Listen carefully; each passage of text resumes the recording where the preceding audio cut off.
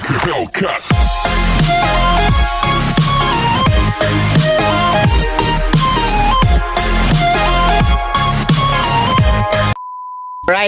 Alright, what's up mga kasaag sa QTV again, no?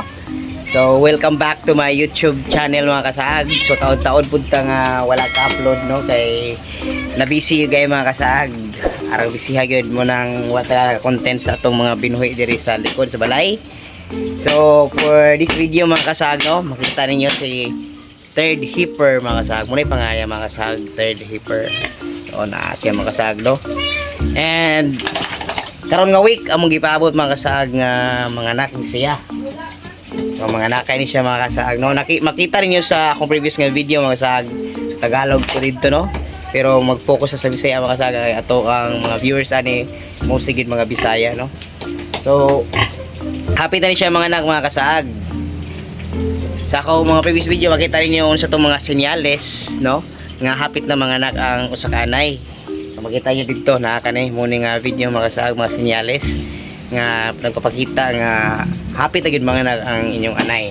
So pwede niyo pwede tanaw na mga kasaag. So for this morning again, since happy naman yung mga anak si Hipper na si Papa diri mga kasaag. Shout out. So nas Papa dito mga kasaag, naghimo siya og brother. So gitawag na mo nag brother mga kasaag kana naghimo ni Papa mga kasaag. May brother mga kasaag kana. Ambot lang ko si tawag na sa inyo mga kasaag, basta kay ang tawag na mo ani brother. So i-comment lang niyo sa ubos kung say tawag anang kining gihimo ni Papa. So amo nang gihimo mga kasaag o gihimo ni Papa na mga kasaag in preparation sa pagpanganak ni third hipper mga kasaag. So nganong gihimo na for the preparation? Kay diha na mo isulod ang mga baktin mga kasaag. Yes, diha na mo isulod ang mga bagong anak ng mga baktin. Ang isa gid sa ako ingon sa inyo ang purpose mga kasaag ana unya no, kung sa mga purpose nganong gihimo ng brother. Okay? Pero ang ako na ibawan mga kasaag, isa sa pinaka main purpose ana sa kaning nganong gihimo ni brother mga kasaag is ang safety, no, sa mga baktin. Yes. Kay daghay possible nga mahitabo sa baktin mga kasaag, it's either madatugan sa inahan, sa kapatay, no. Sir, ang kaning brother serve as their house, no, sa kaning mga piglets mga kasaag. So ako ipakita sa inyo sa ako ni pagbuhat. Okay, so kadto nga brother mga kasaag, no, nagamit ito daan, actually daan na to siya nagamit. Amo lang gi-plaster ni Papa pag ayo mga kasaag, kay na may uban mga parts nga gabok na mga tong ayo ni Papa mga kasaag. Pwede naman good maghimo og brother dali ra mga kasaag. Ang mga materials nga inyong gamiton depende na pud sa inyo ha. Basta kay ma-forma lang siya og kanang brother katong nay nang space sa na ay kung sa likod bitaw anang sa ibabaw na ay. Okay, so na space mga kasaag. Kani na space diri kay diri man ko anong baktin kay napoy puniportahan po diri mga kasaag, kani portahan ng asa pod manggawas ang mga baktin. Yung materials nga buhaton yung gamiton pwede gani metal mga kasaag.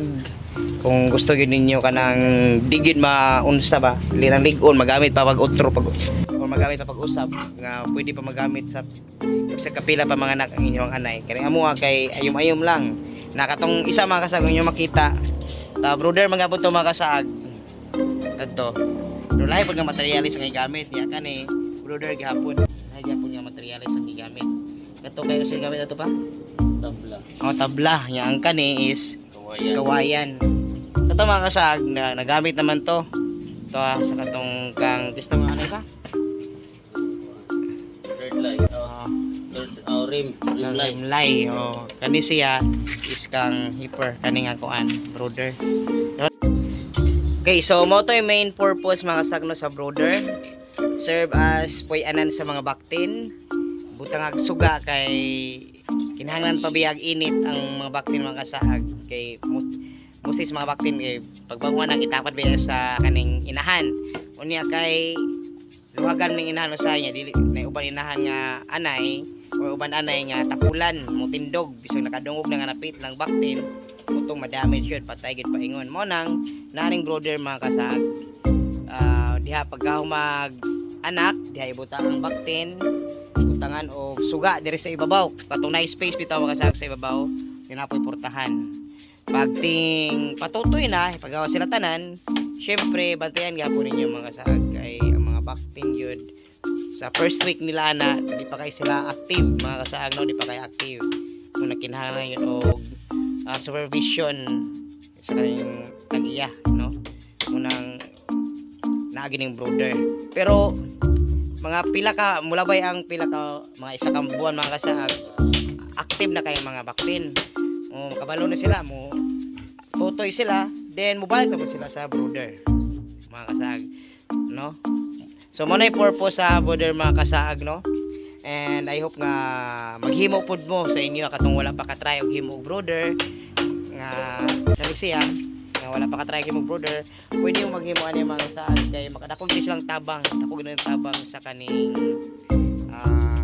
safety sa inyo ang mga baktin labi na bago pa nanganak ang inyong anay. Alright mga kasag, I hope nga may nakatunan sa ito ang video karon no kung para asa gid ang brother kung sa purpose kung sa materialis ang gamiton sa pagimong brother ano sa ang actual nga naong gid sa brother mga kasag. Sunod mga kasag ako ipakita sa inyo ang pagpanganak ni Keeper mga kasag. Diyan niyo makita nga ang actual nga purpose yun sa brother mga kasag. Again, this is Sir Cute mga kasag. See you in my next video. I hope nga this time continue na ang ato ang pag-vlog mga kasag kay medyo dili pa busy kay bakasyon naman. Like a Hellcat.